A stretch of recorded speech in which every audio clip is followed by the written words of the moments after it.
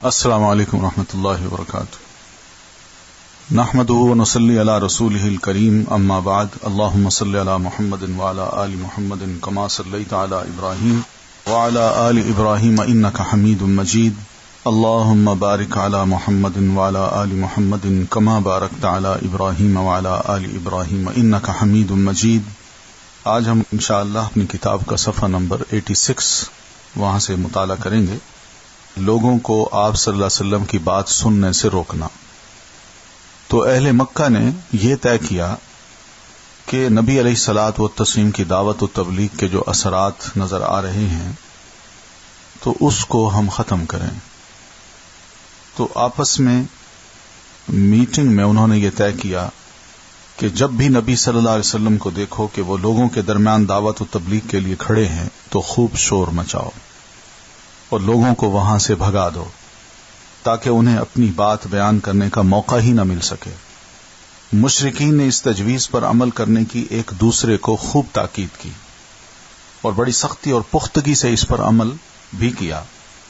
چنانچہ ان کے مجمع عام میں نبی صلی اللہ علیہ وسلم کو تلاوت قرآن کا جو پہلا موقع مل سکا وہ نبوت کے 5ویں برس رمضان کے مہینے میں ملا. اس موقع پر آپ نے سورۃ نجم تلاوت فرمائی تھی. معاملہ اس قدر سخت تھا کہ نبی صلی اللہ علیہ وسلم جب نماز میں قرآن مجید کی تلاوت کرتے اور یہ تلاوت زیادہ تر رات کو تہجد کی نماز میں ہوا کرتی تو یہ لوگ قرآن کو، اس کے اتارنے والے کو اور اسے لانے والے کو گالیاں دیتے. چنانچہ اللہ تعالیٰ نے حکم دیا وَلَا تَجْهَرْ بِصَلَاتِكَ وَلَا تُخَافِتْ بِهَا وَابْتَغِ بَيْنَ ذَلِكَ سَبِيلًا. اللہ کے رسول آپ جب نماز پڑھیں تو اپنی نماز نہ بہت اونچی آواز سے پڑھیے اور نہ بالکل دھیمی آواز سے، بلکہ بیچ کا راستہ اختیار کیجیے. اسی تدبیر کا ایک یہ حصہ تھا کہ نضر بن حارث ہیرا اور شام گیا.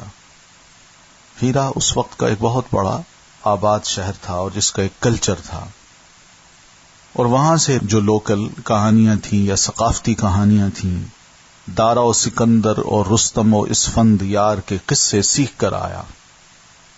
اور جہاں مجلس جمتی نبی علیہ الصلاۃ والتسلیم کی یہ داستان شروع کر دیتا اور لوگوں کو موقع ہی نہ دیتا کہ وہ نبی علیہ الصلاۃ والتسلیم کی بات سن سکیں.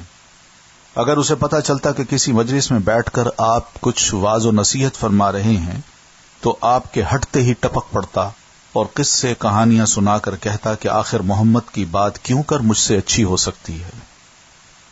یعنی آپ کا قرآن ہو یا آپ کے اپنے ارشادات ہوں، آپ کی اپنی دعوت و تبلیغ ہو، اس سے بڑھ کر تو میں پیش کر رہا ہوں. تو دیکھیے اب یہ کیا ہے کام، یہ کام صرف یہی ہے کہ جب وہ قرآن کا مقابل نہ لا سکے تو یہ حربے وہ استعمال کرتے ہیں. اور ان حربوں میں دو چیزیں ہیں، ایک تو قرآن کو نہیں سنانے دینا اور دوسرا نبی علیہ الصلاۃ والتسلیم کی سیرت کو داغدار کرنا ہے. یہ دو ان کے حربے ہیں اور شروع سے یہ حربے چلے آ رہے ہیں.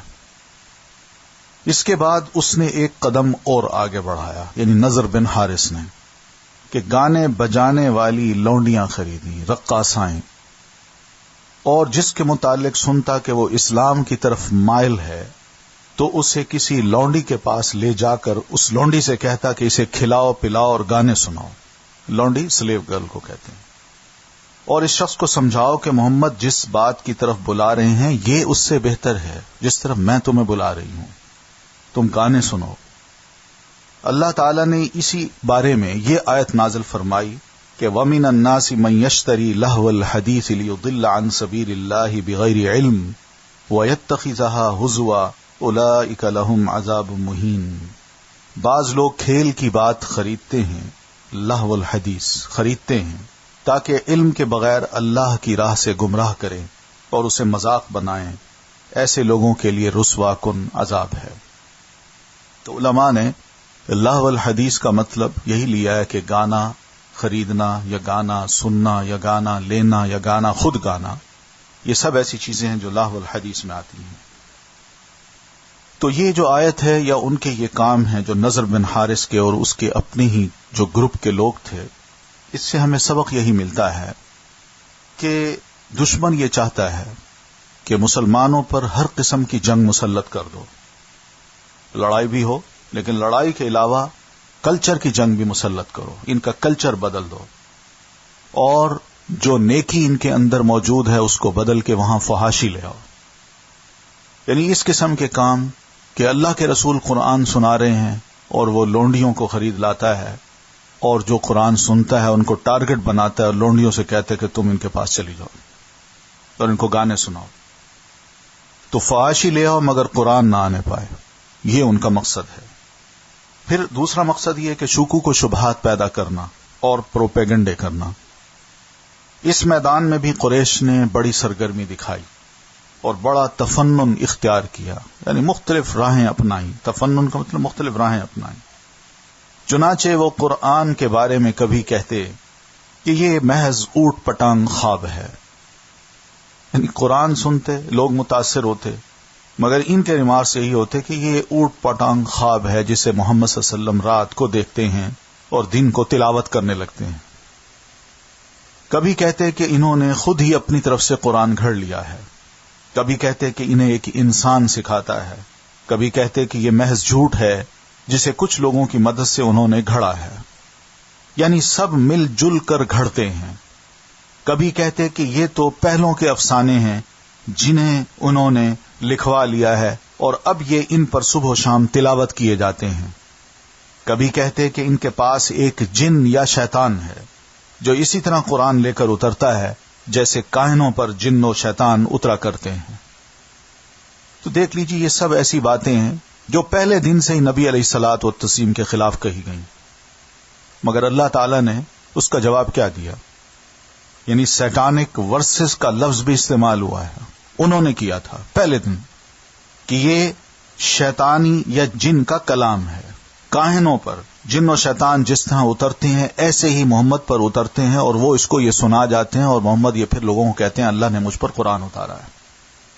تو پرانے دور کی باتیں ہوں یا آج کے دور کی باتیں ہوں، یہ مسئلہ ایک ہی ہے کہ اسلام کی مخالفت میں، قرآن کی مخالفت میں اور رسول اللہ صلی اللہ علیہ وسلم کی مخالفت میں سبھی ایک جیسے ہیں۔ اللہ تعالیٰ نے جواب میں فرمایا هل انبئکم علی من تنزل الشیاطین تنزل علی کل افاک اثیم، میں بتاؤں کس پر شیطان اترتے ہیں؟ وہ ایسے لوگوں پر اترتے ہیں جو پکے جھوٹے اور گناہگار ہوتے ہیں۔ افاک یعنی جھوٹ گھڑنے والے، دغاباز، کہ شیطان ان پر اترتا ہے مگر وہ دعویٰ یہ کر بیٹھتے ہیں کہ ہم اللہ کا کلام سنا رہے ہیں، ہم پر وحی نازل ہوئی ہے اور ہم نبی بن گئے ہیں۔ یعنی شیطان صرف ایسے ہی انسانوں پر اترتے ہیں جو جھوٹے ہوں، بدکار ہوں، گناہوں میں لت پت ہوں، جبکہ میں ایسا انسان ہوں کہ تم نے مجھے کبھی کوئی جھوٹ بولتے ہوئے نہیں سنا اور نہ مجھ میں کسی طرح کی کوئی برائی اور بدکاری پائی۔ پھر یہ کیوں کر ہو سکتا ہے کہ قرآن شیطان کا اتارا ہوا ہو؟ یہ ناممکن ہے۔ پھر قرآن کی باتیں دیکھیں اور شیطان کی باتیں دیکھیں، دونوں کی باتوں میں زمین و آسمان کا فرق ہے۔ قرآن تو ہمیں شیطان کے خلاف اکساتا ہے۔ اگر یہ شیطان کا کلام ہو تو کیا کوئی شیطان اپنے خلاف اکسانے کے لیے کسی کو تعلیم دے؟ اس کو کیا پڑی ہے؟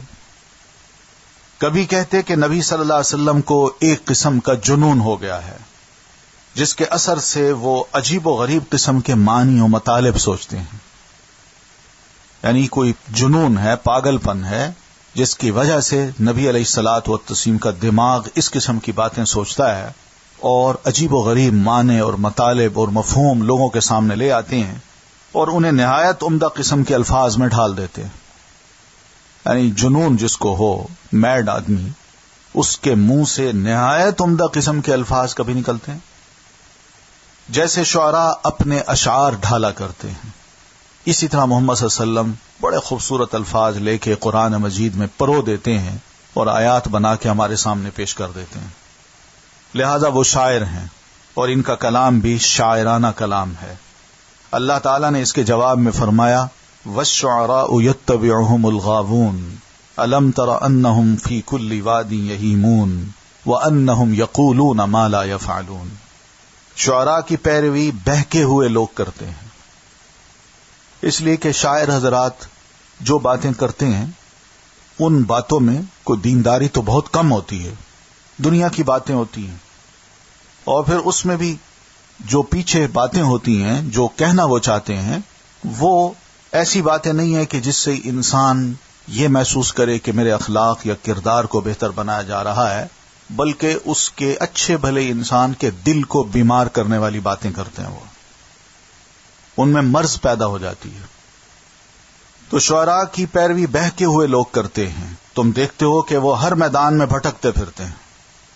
تو میدان ان کا کیا ہے؟ کبھی اللہ کی بات کر دیں گے، کبھی شیطان کی کر دیں گے، کبھی جائز کی بات کر دیں گے، کبھی ناجائز کی بات کر دیں گے، کبھی کسی کی بات کریں گے تو جو حق ہے اس کا، یعنی جس مقام کا وہ آدمی ہے، اس کو اس سے گرا دیں گے، اور جو گرا ہوا آدمی ہے اس کو اٹھا کے عرش پہ پہنچا دیں گے۔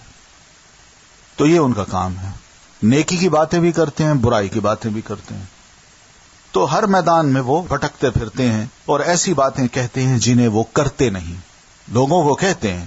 شاعری میں وہ بڑی اچھی اچھی باتیں کر جاتے ہیں بعض اوقات، مگر خود دیکھا جائے تو وہ چیزیں ان میں نہیں ملتی۔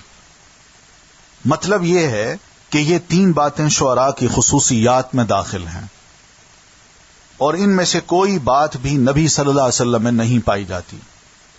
چنانچہ جو لوگ آپ کے پیروکار ہیں، صحابہ کرام، وہ اپنے دین میں، اپنے اخلاق میں، اپنے کردار میں، اپنے تصرفات میں، اپنے معاملات میں، غرض ہر بات میں صحیح راستے پر ہیں، راست باز ہیں، پرہیزگار ہیں، نیکوکار ہیں، ان کو کسی معاملے میں بہکاوا اور گمراہی چھو کر بھی نہیں گزری۔ پھر نبی علیہ الصلاۃ والتسلیم شاعروں کی طرح ہر وادی میں ہاتھ پاؤں بھی نہیں مارتے پھر رہے، بلکہ آپ کی دعوت و تبلیغ کا ایک خاص میدان ہے۔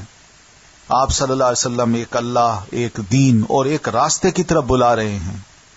اس کے علاوہ آپ وہی بات کہتے ہیں جسے کرتے بھی ہیں، اور وہی کام کرتے ہیں جسے کہتے بھی ہیں۔ لہذا آپ کو شعر و شاعری سے کیا نسبت، اور شعر و شاعری کو آپ سے کیا نسبت؟ تو یہ فرق ہے۔ یہ جواب اللہ تعالیٰ نے دیا ہے کہ آپ پر شاعری کا الزام لگ رہا ہے، تو شاعرانہ کلام ہے ہی نہیں، آپ کی کوئی نسبت ہی نہیں ہے شاعروں سے یا شعر سے۔ پھر اسی طرح وہ بحثیں بھی کرتے اور کٹ حجتیاں کرتے۔ مشرکین کو تین باتوں پر بڑا اچنبھا تھا، اور در حقیقت یہی تین باتیں ان کے اور مسلمانوں کے درمیان دینی اختلاف کی جڑ تھیں۔ یہ تین باتیں بنیاد تھیں اختلاف کی۔ پہلی بات توحید کا مسئلہ تھا، دوسری نبی علیہ الصلاۃ والتسلیم کی رسالت تھی، اور تیسری موت کے بعد کی زندگی تھی، موت کے بعد اٹھایا جانا تھا، بعث بعد الموت۔ تیسری اور آخری بات یعنی موت کے بعد اٹھائے جانے کے معاملے میں ان کے پاس تعجب، اچنبھے اور عقل کی کمی کے سوا کچھ نہ تھا۔ وہ سوچ نہیں سکتے تھے کہ کیا واقعی موت کے بعد ہم دوبارہ اٹھ سکتے ہیں۔ عقل ان کی کام نہیں کرتی تھی اس معاملے میں، اور اس کو بڑا عجیب سا کام سمجھتے تھے۔ وہ کہتے اَإِذَا مِتْنَا وَكُنَّا تُرَابًا وَعِظَامًا أَإِنَّا لَمَبْعُوثُونَ أَوْ آبَاؤُنَا الْأَوَّلُونَ، کیا جب ہم مر کر مٹی اور ہڈیاں ہو جائیں گے تو کیا ہمیں اٹھایا جائے گا؟ بھلا ہمارے پچھلے باپ دادا بھی زندہ کیے جائیں گے؟ ذَلِكَ رَجْعٌ بَعِيدٌ، یہ واپسی یعنی مر کے دوبارہ اٹھنا تو بعید از عقل لگ رہی ہے، عقل اس کو تسلیم نہیں کرتی۔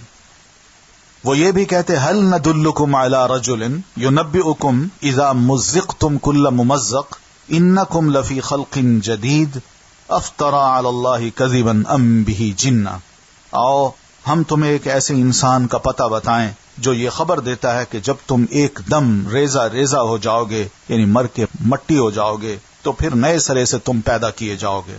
سمجھ میں نہیں آتا کہ وہ اللہ پر جھوٹ گھڑ رہا ہے یا پاگل ہے۔ اس طرح کی وہ باتیں بعث بعد الموت کے بارے میں کیا کرتے تھے۔ ان کے کہنے والے نے یہاں تک کہہ دیا اموتن ثم بعث ثم حشر حدیث خرافت یا ام عمری، کیا موت آئے گی، پھر کیا ہم اٹھائے جائیں گے، پھر کیا حشر ہوگا؟ اے ام عمر، یہ تو خرافات ہیں۔ اللہ نے ان باتوں کا کئی طرح جواب دیا قرآن مجید میں۔ خلاصہ جواب یہ ہے کہ تم دیکھتے ہو دنیا میں ظالم اپنے ظلم کی سزا پائے بغیر اور مظلوم ظالم سے اپنا حق وصول کیے بغیر گزر جاتا ہے۔ اسی طرح احسان کرنے والا نیکوکار اپنے احسان اور نیکی کا بدلہ پانے سے پہلے، اور برائی کرنے والا بد کردار اپنی برائی اور بد کرداری کی سزا پانے سے پہلے مر جاتا ہے۔ اب اگر موت کے بعد کوئی ایسا دن نہ ہو جس میں لوگوں کو زندہ کر کے ظالم سے مظلوم کا بدلہ لیا جائے اور احسان کرنے والے نیکوکار کو انعام اور فاجر و بد کردار کو سزا دی جائے، تو پھر دونوں طرح کے لوگ برابر ٹھہرے، دونوں میں کوئی فرق نہ ہوا، بلکہ ظالم و بد کردار تو مظلوم اور محسن و پرہیزگار کے مقابلے میں خوش قسمت ٹھہرا۔ حالانکہ یہ بات قطعاً نامعقول ہے، عدل و انصاف سے اسے کوئی واسطہ نہیں، اور اللہ سبحانہ و تعالی کے بارے میں تو یہ سوچا ہی نہیں جا سکتا کہ وہ اپنی خلقت کا نظام ایسی اندھیر نگری اور ظلم و فساد والا بنائے رکھے گا۔ اس نے تو انصاف مہیا کرنا ہے، تو اس لیے اس نے یہ دن رکھا ہے جس کو یوم الدین کہتے ہیں۔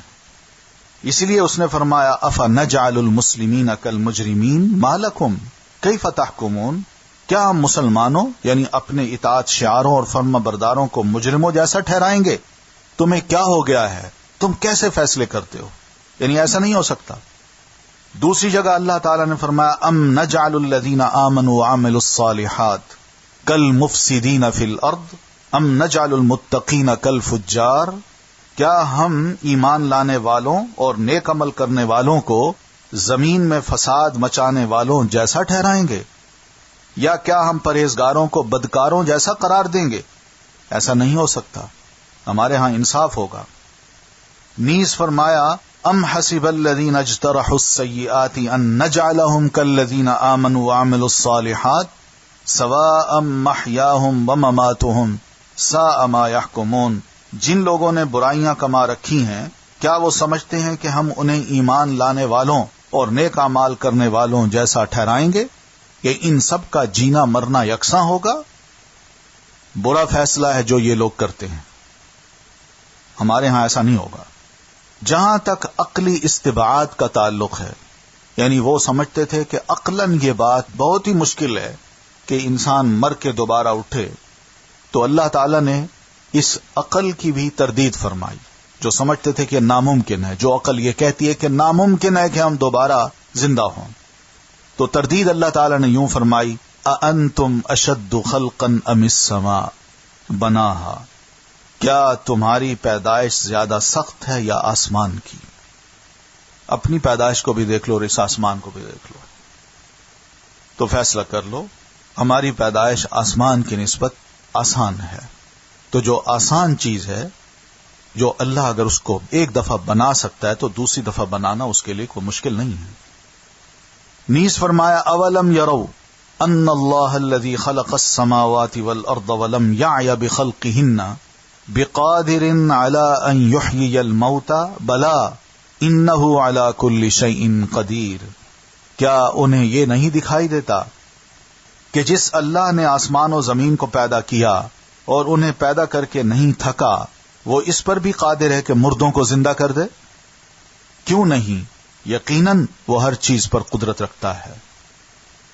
یہ بھی اللہ تعالی نے فرمایا وَلَقَدْ عَلِمْتُمُ النَّشْأَةَ الْأُولَى فَلَوْلَا تَذَكَّرُونَ، تم پہلی بار کی پیدائش کو تو جانتے ہی ہو، پھر بات کیوں نہیں سمجھتے؟ یعنی اپنی پہلی بار کی پیدائش کو تم جانتے ہو کہ میں کیا تھا، کیا سے کیا بنتا گیا اور دنیا میں کیسے آیا، اس کو تو تم جانتے ہو نا، تو پھر بات کیوں نہیں سمجھتے؟ تو اللہ تعالیٰ کے لیے اس سٹیج سے بھی گزار کے کہ آدمی کو مار کے مٹی مٹی کر کے دوبارہ زندہ کرنا کیا مشکل ہے۔ اور بتایا کہ دیکھو کما بدأنا اول خلق نعیدہ وعدا علینا انا کنا فاعلین، ہم نے جس طرح پہلی بار شروع میں پیدا کیا تھا اسی طرح دوبارہ پلٹا کر بھی پیدا کریں گے، ہمارے ذمہ یہ وعدہ ہے اور ہم اسے کر کے رہیں گے۔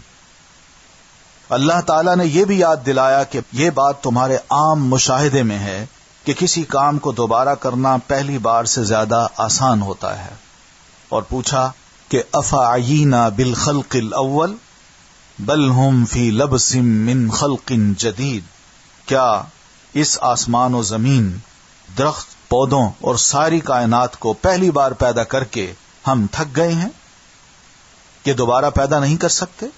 بلکہ حقیقت صرف اتنی ہے کہ وہ نئی پیدائش کے سلسلے میں التباس کا شکار ہے، شک ہے انہیں۔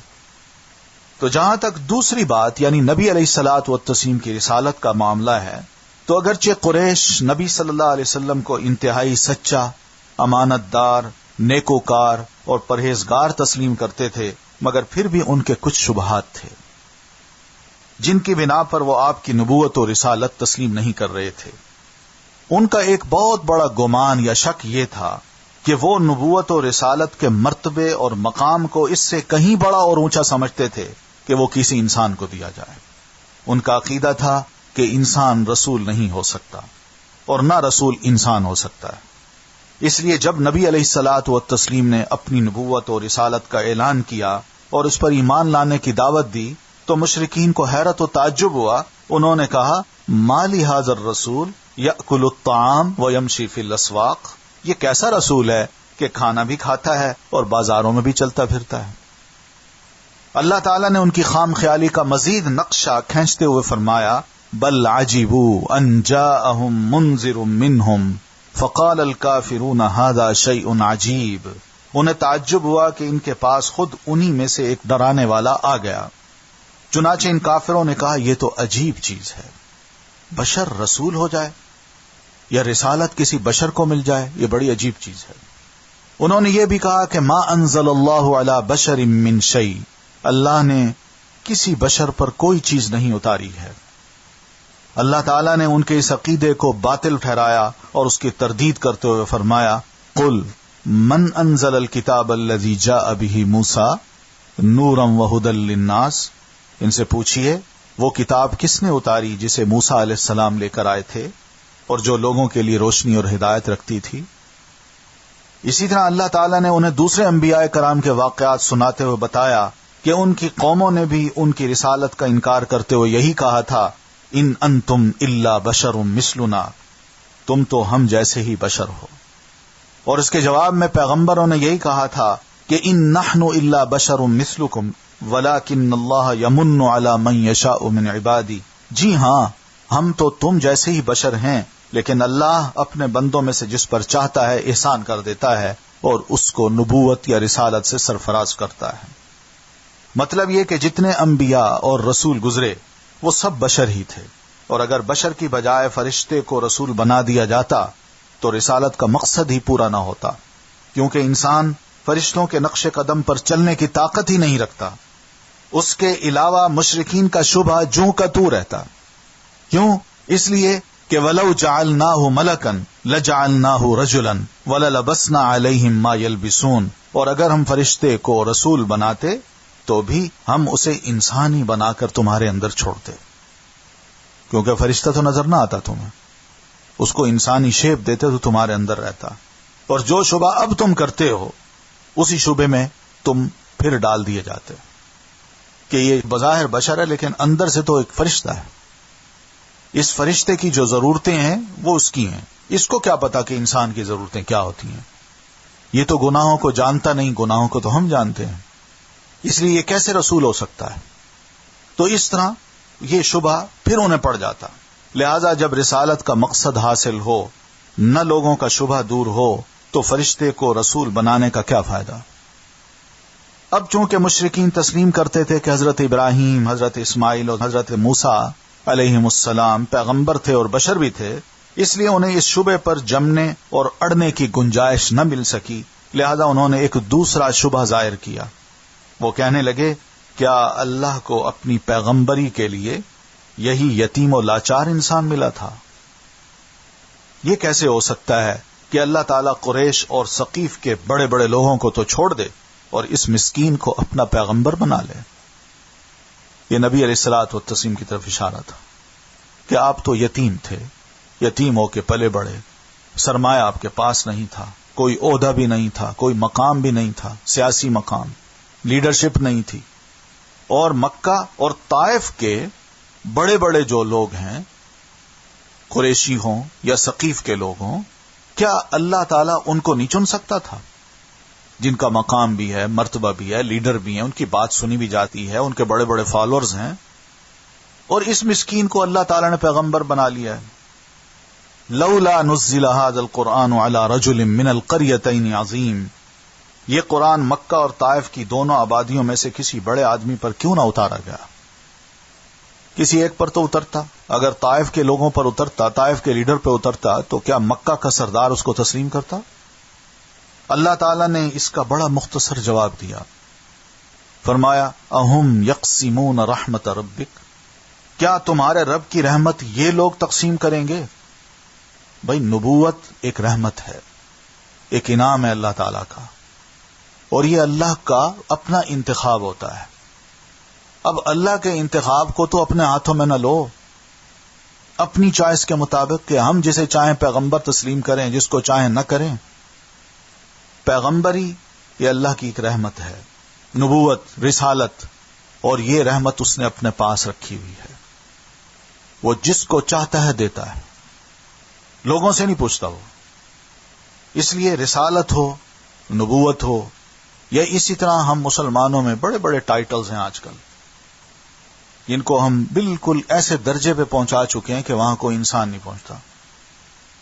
مثال کے طور پر لفظ ولی ہے، قرآن نے استعمال کیا ہے، یا اس کے آگے ذرا بڑھیے، غوث ہے، قطب ہے، ابدال ہے.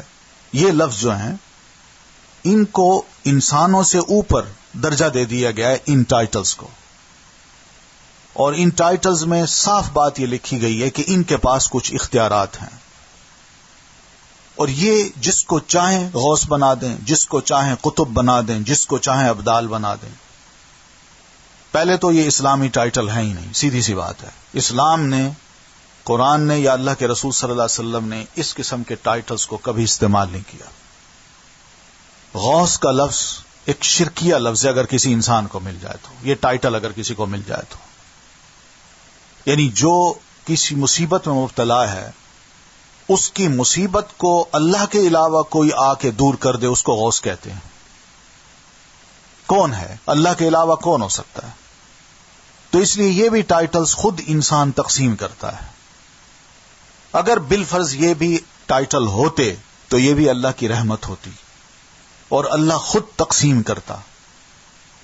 تو اللہ تعالی نے جب اس سے ٹاپ کا یعنی رسالت کا جو ٹائٹل ہے اس کے بارے میں خود کہہ دیا کہ یہ میں تقسیم کرتا ہوں، میں جس کو چاہوں منتخب کروں، تم کون ہوتے ہو اس پر اعتراض کرنے والے؟ تو باقی چھوٹے موٹے ٹائٹلز جو انسان تقسیم کرتا ہے اس پہ وہ خود غور کر سکتا ہے کہ قرآن مجید کی اشاعت کے مقابلے میں جو یہ تقسیم کرتا ہوں یہ کہاں کس حد تک جائز ہے. یعنی وحی، قرآن، نبوت اور رسالت سب کی سب اللہ کی رحمت ہے، اور اللہ ہی جانتا ہے کہ اپنی رحمت کسے تقسیم کرے، کس کو دے اور کس کو نہ دے. چنانچہ فرمایا اللہ اعلم حیث یجعل رسالتہ، اللہ بہتر جانتا ہے کہ اپنی رسالت کہاں رکھے، یعنی کس کو دے. اس لیے کہ بعض اوقات لوگ کہتے ہیں، لیڈرز کہتے ہیں کہ ہم ہی اس کے مستحق تھے، مگر اتنے بزدل ہوتے ہیں تھوڑی سی دھمکیاں مل جائیں تو پیچھے ہٹ جاتے ہیں، ریزائن دے بیٹھتے ہیں. تو نبوت یا رسالت اللہ تعالیٰ اگر ان جیسے لوگوں کو دے دیتا جن کے دل بڑے کمزور ہوتے اور بار بار ان کو دل کے دورے پڑ رہے ہوتے، تو یہ بھی ہو سکتا تھا کہ جی میں بیمار ہو گیا ہوں، اللہ میں ریزائن دیتا ہوں، کسی اور کو تو بنا دے.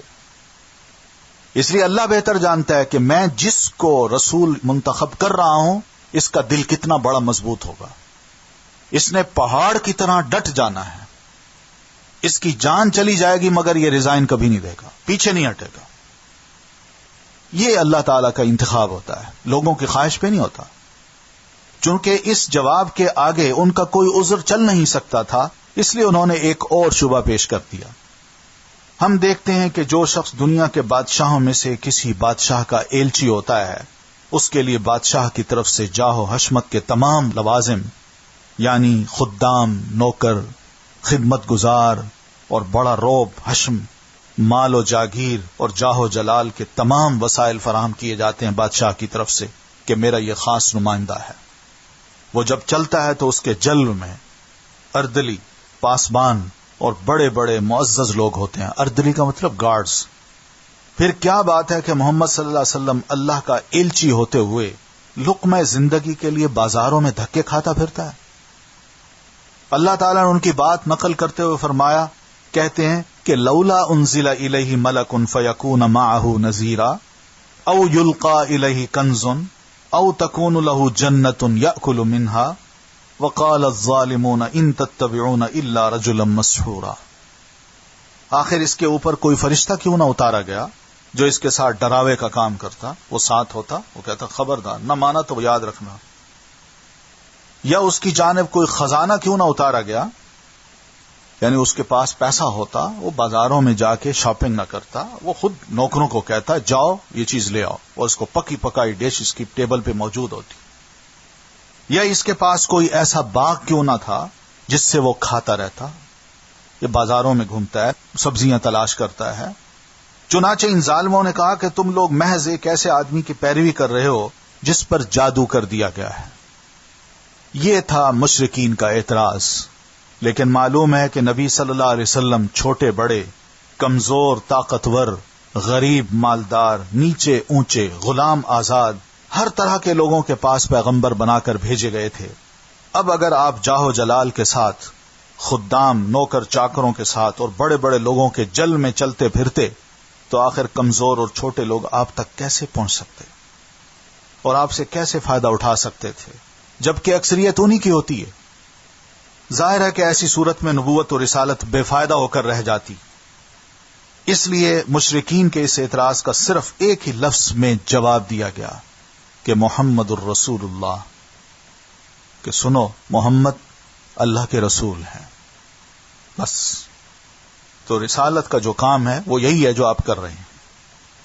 یعنی تمہارے اعتراض کا صرف اتنا ہی جواب کافی ہے کہ وہ رسول ہیں، کیونکہ تم نے ان کے لیے جاہ و حشمت اور مال و دولت کا جو مطالبہ کیا ہے اس کے ہوتے ہوئے عام لوگوں میں رسالت کی تبلیغ ہو ہی نہیں سکتی، جبکہ عام لوگ ہی رسالت کا اصل مقصود ہیں.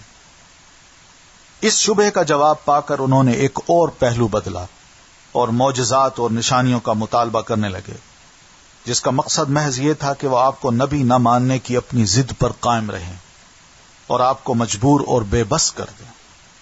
خود قائم نہیں رہتے ایک بات پہ، خود پینترا بدلتے ہیں اور نبی علیہ الصلوۃ والتسلیم کو مجبور کرتے ہیں کہ آپ کیا کیا کرتے ہیں، حالانکہ آپ ایک ہی جگہ پر ڈٹے ہوئے ہیں، میں اللہ کا رسول ہوں، اللہ نے مجھ پر یہ وحی اتاری ہے، میں آپ کو یہ بات کر رہا ہوں. اس معاملے میں مشرکین اور نبی علیہ الصلوۃ والتسلیم کے درمیان جو بات چیت ہوئی اس کا کچھ حصہ ہم آگے چل کر انشاءاللہ ذکر کریں گے. اب رہ جاتا ہے پہلا معاملہ، یعنی توحید کا، جو سارے اختلافات کی اصل بنیاد تھی. یہ قابل غور باتیں ہیں. تو اس کی شکل یہ تھی کہ مشرکین اللہ تعالیٰ کو اس کی ذات اور اکثر صفات و افعال میں ایک مانتے تھے. یعنی اللہ تعالیٰ کی جتنی بھی صفات ہیں ان میں زیادہ تر جو صفات ہیں یا اللہ تعالیٰ کے افعال ہیں، وہ اور اللہ کی ذات کہتے تھے یہ ایک ہی ہے. اللہ کی ذات کے یہ صفات ہیں، یہ افعال ہیں، اللہ یہ بھی کرتا ہے، اس کے یہ ٹائٹلز ہیں، مانتے تھے. وہ کہتے تھے صرف اللہ ہی خالق ہے، اللہ خالق کل شیء، صرف اللہ ہی خالق ہے جس نے زمین و آسمان اور ان کے درمیان کی ساری چیزیں پیدا کی ہیں. وہی ہر چیز کا خالق بھی ہے اور صرف وہی مالک بھی ہے. یہ خالق اور مالک یہ صفات ہیں، یہ ٹائٹلز ہیں اللہ تعالیٰ کے. اسی کے ہاتھ میں آسمان و زمین اور ان کے بیچ کی ساری چیز کی ملکیت ہے. صرف وہی رازق ہے جو انسان، حیوان، چوپائے، درندے، پرندے، غرض ہر زندہ چیز کو روزی دیتا ہے. رازق وہی ہے، یہ بھی ٹائٹل ہے اللہ تعالیٰ کا. صرف وہی مدبر ہے جو آسمان اور زمین تک کا سارا نظام چلاتا ہے اور چھوٹی بڑی ہر چیز یہاں تک کہ چیونٹی اور ذرے تک کے معاملات کا انتظام کرتا ہے. صرف وہی آسمان اور زمین اور ان کے درمیان جو کچھ ہے ان سب کا رب ہے. رب بھی مانتے تھے. وہی عرش عظیم کا رب ہے اور ہر چیز کا رب ہے. اسی نے سورج، چاند، ستارے، پہاڑ، درخت، چوپائے، جن اور انسان اور فرشتے سب کو اپنے تابع فرمان رکھا ہوا ہے اور سب کے سب اس کے سامنے جھکے ہوئے ہیں. وہ جس کو چاہے پناہ دے اسے کوئی پکڑ نہیں سکتا اور جس کو چاہے پکڑ لے اسے کوئی پناہ نہیں دے سکتا. یہ ان مشرکین کے خیالات تھے اللہ کے بارے میں. وہی زندہ کرتا ہے، وہی مارتا ہے، جو چاہتا ہے کرتا ہے اور جو حکم چاہے لگاتا ہے. نہ کوئی اس کا حکم روک سکتا ہے نہ اس کا کوئی فیصلہ بدل سکتا ہے. یہ ان کے خیالات ہیں جو قرآن مجید کی آیات سے یعنی نکال کے پیش کیے گئے ہیں. یہ ساری باتیں مشرکین تسلیم کرتے تھے اور ان سب میں وہ اللہ کو ایک، اکیلا اور یکتا مانتے تھے. وہ اللہ کی ذات اور مذکورہ صفات و افعال میں کسی کو شریک نہیں مانتے تھے. البتہ ان سب باتوں میں اللہ کو ایک ماننے کے بعد وہ کہا کرتے کہ اللہ نے اپنے بعض مقرب اور مقبول بندوں مثلاً پیغمبروں اور نبیوں کو، اولیاء کرام اور بزرگان دین کو، اچھے اور نیک لوگوں کو اس دنیا کے بعض کاموں میں کچھ اختیارات دے رکھے ہیں، کچھ تصرف کرنے کا اختیار دے رکھا ہے کہ وہ جس طرح چاہیں تصرف کریں، اپنا اختیار استعمال کریں. شے کو بدلنا ہے، کچھ کرنا ہے، کسی کو دینا ہے، کسی کو نہیں دینا، وہ کریں. اللہ نے ان کو اختیار دے رکھا ہے اور وہ اللہ کے دیے ہوئے اس اختیار کی بنا پر تصرف کرتے ہیں. مثلاً وہ اولاد بھی دیتے ہیں، مصیبت بھی دور کر دیتے ہیں، بیمار کو شفا دے دیتے ہیں اور بعض دیگر ضرورتیں بھی پوری کر دیتے ہیں. اور اللہ نے انہیں یہ اختیار اس لیے دیا ہے کہ وہ اللہ کے مقرب ہیں. دلیل یہ ہوتی تھی کہ اللہ کے بڑے مقرب لوگ ہیں اور اللہ کے نزدیک ان کا خاص مرتبہ و مقام ہے. اور چونکہ اللہ نے ان کو یہ تصرف و اختیار دے رکھا ہے، اس لیے وہ بندوں کی ضرورتیں غیبی طریقے سے پوری کرتے ہیں. غیبی طریقے سے یعنی سامنے نہیں آتے، بلکہ خود ہی جس جہان میں ہے وہیں سے وہ پوری کر دیتے ہیں. چنانچہ بعض مصیبتیں دور کرتے ہیں، بعض بلائیں ٹال دیتے ہیں، اور جس سے خوش ہو جاتے ہیں یعنی نظر کرم کرتے ہیں، اسے اللہ کا مقرب بنا دیتے ہیں اور اللہ سے اس کی سفارش بھی کر دیتے ہیں.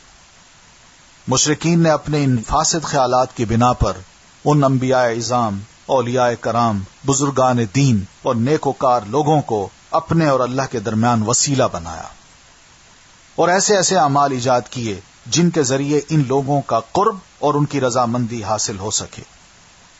اللہ کا نہیں بلکہ ان کا قرب حاصل ہو سکے.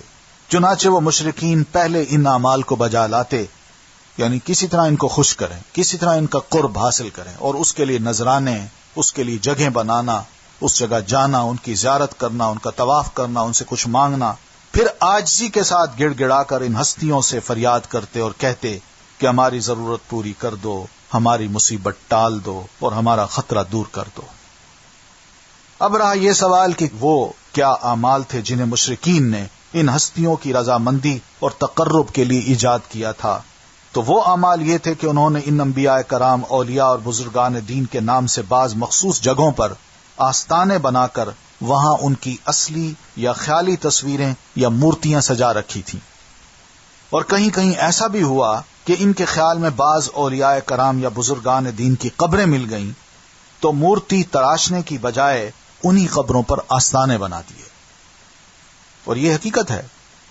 نبی علیہ الصلوۃ والتسلیم جب نبی بنے یا آپ نے مکہ فتح کیا تو اس کے بعد آپ صلی اللہ علیہ وسلم نے بعض صحابہ کرام کو ایک مشن دیا کہ تم جاؤ مختلف علاقوں میں، فلاں فلاں قبیلوں میں، وہاں جا کے کوئی قبر پر عمارت دیکھو.